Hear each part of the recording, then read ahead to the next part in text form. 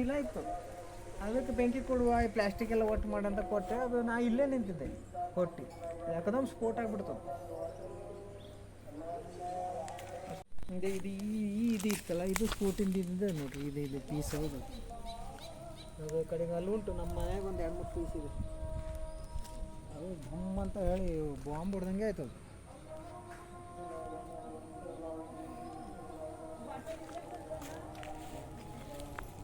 Okay, ಆಜು ಬಾಜುಕಿನವರೆಲ್ಲ ಕಸಗಳು ತಂದು ಇಲ್ಲಿ ಹಾಕ್ತಾರೆ ಪ್ಲಾಸ್ಟಿಕ್ ಎಲ್ಲ. ನಾನು ಅವಾಗವಾಗ ಟೈಮ್ ಸಿಕ್ಕಿದಾಗೆಲ್ಲ ಕ್ಲೀನ್ ಮಾಡ್ತೇವೆ. ಕ್ಲೀನ್ ಮಾಡಿ ಬೆಂಕಿ ಕೊಡ್ತಿದ್ದೆ. ಈಗ ಸ್ವಚ್ಛ ಭಾರತ ಅಂತಾರಲ್ಲ, ಆ ಉದ್ದೇಶಕ್ಕೋಸ್ಕರ ನಾವು ಸ್ವಚ್ಛ ಇಡುವ ಪರಿಸರ ನಮ್ಮ ಮನೆ ಆಜು ಬಾಜು ಅಂತ.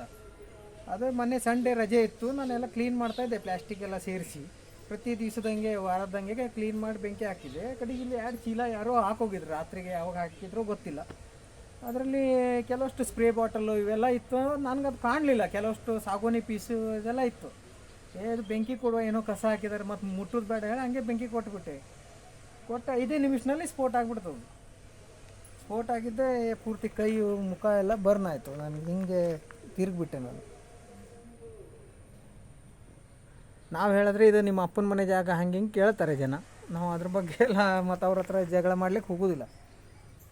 ಕಾಲೆಲ್ಲ ಇದಾಗಿದೆ.